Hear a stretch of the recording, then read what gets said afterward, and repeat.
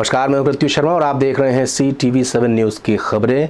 आज भारत के प्रधानमंत्री श्री नरेंद्र मोदी ने रायपुर में national institute of biotech stress management का लोकार्पण किया। इस मौके पर देश के अलग अलग हिस्सों से भी वरिष्ठ अधिकारी उपस्थित थे। साथ ही साथ छत्तीसगढ़ के मुख्यमंत्री भूपेश बघेल भी उपस्थित थे। उन्होंने इस इंस्टीट्यूट के लिए नरेंद्र मोदी का आभार माना है। आज national institute of biotech stress management Raipur के नए परिसर का लोकार्पण माननीय प्रधानमंत्री द्वारा किया जा रहा है। इसके लिए मैं उन्हें धन्यवाद देता हूं। छत्तीसगढ़ में विश्व स्तरीय संस्थान की स्थापना की गई है जो फसलों के कीड़ों एवं बीमारियों का अध्ययन करेगा। आज जलवायु सहिष्णुता सहित विशेष गुण वाली 35 फसलों के किस्में भी राष्ट्र को समर्पित की। मैं स्वयं भी एक किसान हूं, इस नाते मैं आपकी तरफ से, अपनी तरफ से और छत्तीसगढ़ के सभी किसान भाइयों की तरफ से आपका आभार व्यक्त करता हूं। दवाइयां कौन सी जरूरी पड़ेगी, फर्टिलाइजर कौन सा जरूरी पड़ेगा, ये सारी चीजें उस सॉइल हेल्थ कार्ड के कारण, जमीन की सेहत का पता चलने के कारण कि इसकी वजह से किसानों को बहुत लाभ हुआ है, उनका खर्चा भी कम हुआ है और उपज भी बढ़ी है।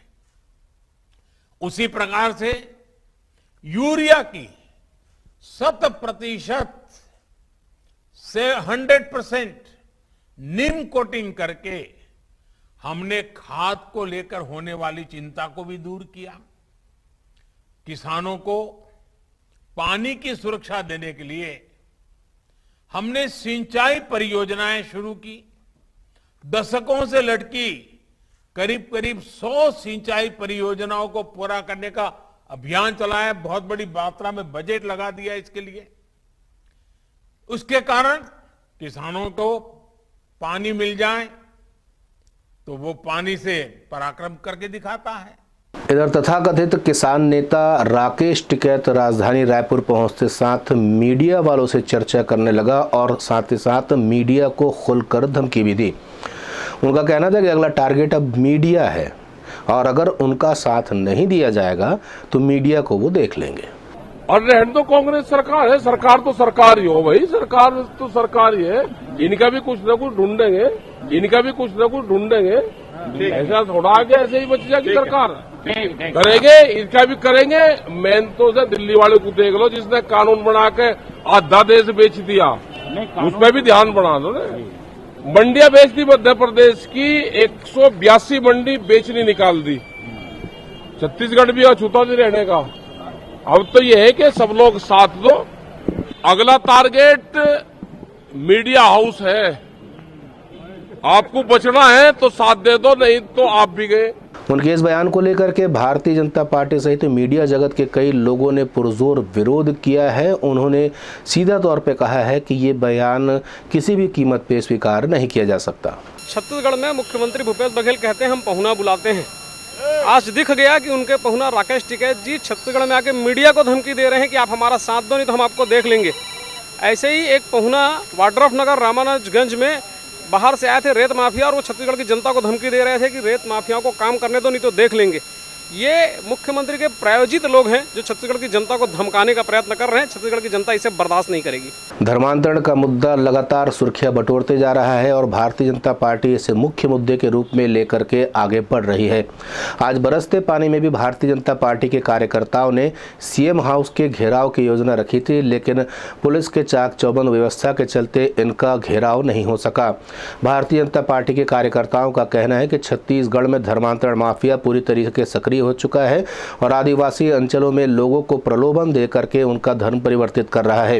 लोगों की गरीबी और लाचारी का लाभ उठा करके धर्म परिवर्तन कराया जा रहा है, जो कि पूरी तरीके से गलत है और सरकार को चाहिए कि इस पर सख्त से सख्त कार्रवाई करे। लेकिन इस समय सरकार का मौन उन्हें समर्थन दे रहा है। भारतीय जनता पार्टी के कई दिग्गज नेता भी इस प्रदर्शन में शामिल हुए।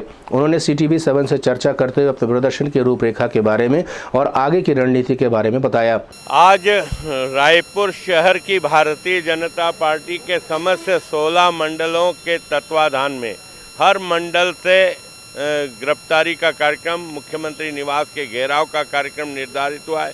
हर मंडल क्षेत्र से कार्यकर्ता एक एक नेता के नेतृत्व में निकलेंगे, वहाँ के प्रभारियों के नेतृत्व में निकलेंगे, मोर्चा प्रकोष्ठों के नेतृत्व में निकलेंगे। बड़ी संख्या में आज कम से कम 8,000 कार्यकर्ताओं की गिरफ्तारी 16 मंडल के माध्यम से होनी है। मुख्यमंत्री निवास का हम घेराव करने जाएंगे आज, और जब तक पुलिस गिरफ्तार नहीं करेगी हम तब तक बैठे रहेंगे, और जैसे अवसर मिलेगा हम मुख्यमंत्री के घेराव करने का हम करेंगे। CTV 7 के लिए रायपुर से भीमराव की रिपोर्ट। इधर राकेश टिकैत सवालों से घिरते हुए नजर आए। आज छत्तीसगढ़ पहुंचने के बाद यहां के पत्रकारों से जब वो सवाल कर रहे थे और उन्होंने कहा कि MSP से काफ़ी कम मिलता है छत्तीसगढ़ के किसानों को, वहीं पत्रकारों ने उन्हें जानकारी दी कि MSP से बहुत अधिक पैसा छत्तीसगढ़ के किसानों को मिल रहा है। वहीं इसके बाद उन्हें कोई भी जवाब नहीं सूझा। समस्या MSP की है, पूरे देश की समस्या है, वह भी उठेगी।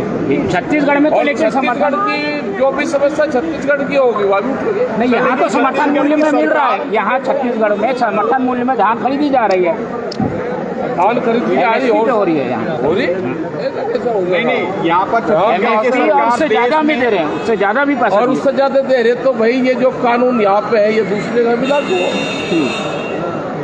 ठीक है, यहाँ वेजिटेबल्स का किसान है, उसको कैसे और लाभ मिले, यहाँ क्या पॉलिसी और बढ़े, उस पर बातचीत करेंगे। और जो भारत सरकार के कानून है उनका इफेक्ट यहाँ पे भी होगा। ऐसा नहीं है कि यहाँ पे इफेक्ट उसका नहीं हो रहा। पूर्व केंद्रीय मंत्री राजीव शुक्ला ने आज राजीव भवन में पत्रकार वार्ता लेकर के केंद्र सरकार को आड़े हाथों लिया। उनका कहना है कि केंद्र सरकार ड्रग माफियाओं को संरक्षण दे रही है। जब तक उसका प्रमाण नहीं, मैं किसी कारपोरेट पर कोई आरोप नहीं लगा। मेरा आरोप सीधा केंद्र सरकार और गवर्नमेंट एजेंसीज पे है, जिनका ये काम है, जिनको ये पता लगाना है। और जब वो अगर वो गवर्नमेंट एजेंसी निष्क्रिय है तो जुडिशियल कमीशन बने सुप्रीम कोर्ट के जज के माध्यम, और वो जो है पता लगाए कि सब कहाँ पे जा रहा हो, कैसे हो रहा है। क्योंकि ये कांग्रेस पार्टी जो है हमेशा राजनीति की मुद्दा नहीं उठाती, कई बार जो है हमें सामाजिक मुद्दे उठाने पड़ते हैं। इसमें हम किसी पे इस तरह का आरोप नहीं लगाने आए कि वो व्यक्ति कर रहा है या प्रधानमंत्री कर रहे हैं या फला मंत्री कर रहे हैं। हम इसको एक सामाजिक मुद्दा है जो इतना गंभीर है सोसाइटी के लिए, देश के लिए, इसलिए उसको भी हम उठा रहे हैं। छत्तीसगढ़ के बहुचर्चित नान घोटाले को लेकर के पूर्व मुख्यमंत्री रमन सिंह ने आज एक पत्रकार वार्ता ली है। उनका कहना है कि छत्तीसगढ़ सरकार जांच को बुरी तरीके से प्रभावित कर रही है और इस वजह से इसका कोई नतीजा नहीं निकल पा रहा है।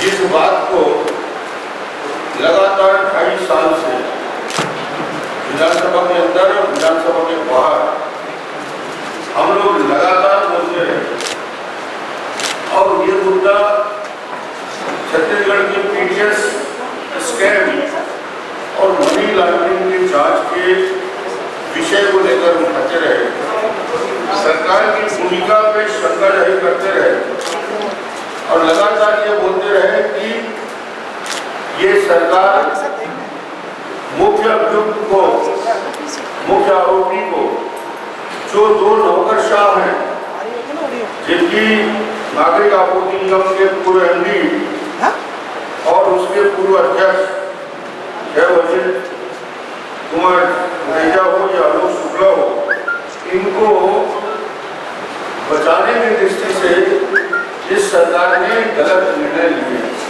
SIT का गठन किया। SIT को गठन करने के बाद जांच को प्रभावित करने के लिए इन लोगों ने पूरी प्रक्रिया अपनाई और जांच को प्रभावित करने का तरीका, और आज उसका खुलासा हुआ। देश के प्रतिष्ठित अंग्रेजी अखबार टाइम्स ऑफ इंडिया में छपी खबर है कि आप पढ़ेंगे, उन्होंने स्पष्ट रूप से कहा है, ईडी इन्फोर्समेंट डायरेक्टरेट ईडी ने छत्तीसगढ़ के मुख्यमंत्री श्री भूपेश बघेल के ऊपर ये आरोप सुप्रीम कोर्ट ने लगाया है कि PDS के मामले में मनी लॉन्ड्रिंग पहलू की जांच, जो उस जांच को प्रभावित करने के लिए भूपेश बघेल SIT के सदस्य और एक वरिष्ठ कानूनी अधिकारी, इन लोगों ने 2 IAS अधिकारी को बचाने के लिए केस को कमजोर करने का षड्यंत्र किया है। इधर राजधानी रायपुर के प्रेस क्लब में प्रधानमंत्री आयुष्मान जन स्वास्थ्य योजना के अंतर्गत कार्डों का निर्माण कराया जा रहा है। प्रेस क्लब अध्यक्ष दामू अंबडेरे और उनकी पूरी कार्यकारिणी के सहयोग से इस आयोजन को किया जा रहा है, जिसमें पत्रकारों को एक ही स्थल पर ये कार्ड मिल सकेंगे। हम आपको बता दें कि पत्रकारों को समाचार संकलन के लिए लगातार व्यस्त रहना पड़ता है। उनका कोई भी समय निर्धारित नहीं होता है, जिसकी वजह से वो अपने कई महत्वपूर्ण कार्य जैसे कार्ड बनाना आदि भी वो नहीं कर पाते हैं। इन सभी समस्याओं को ध्यान में रखते हुए रायपुर प्रेस क्लब के अध्यक्ष दामू अंबडेरे ने रायपुर प्रेस क्लब परिसर में ही आयुष्मान कार्ड बनाने के लिए एक शिविर का आयोजन किया। उन्होंने CTV7 से चर्चा की और इस पूरे शिविर के बारे में जानकारी दी। रायपुर से CTV7 के लिए भीमराव की रिपोर्ट। रायपुर प्रेस क्लब द्वारा आयोजित प्रेस क्लब के सभी सदस्य और उनके परिजनों के लिए आयुष्मान भारत कार्ड बनाया जा रहा है और ये शिविर कल से चल रहा है और आज इसका अंतिम दिन है। और कल करीब 150 लोगों का कार्ड बनाया गया और आज भी मतलब सुबह से लगातार सतत प्रक्रिया इसकी चल रही है। ये शाम के 5 तक ये चलने वाला ये आज दूसरा दिन है और हम पत्रकारों के अच्छे स्वास्थ्य के लिए हमने ये कार्यक्रम का यह आयोजन किया है। करीब अभी शाम तक करीब 300-400 लोगों की आने की संभावना बनी है। हमें बताते हुए अत्यंत हर्ष हो रहा है कि CTV7 न्यूज़ का प्रसारण प्रदेश के विभिन्न केबल नेटवर्क के जरिए किया जा रहा है और अगर आप हमारा चैनल YouTube पर देख रहे हैं तो इसे सब्सक्राइब करना ना भूलें। फिलहाल इतना ही। नए नए समाचारों के साथ आपसे फिर होगी मुलाकात। तब तक दें अनुमति। नमस्कार।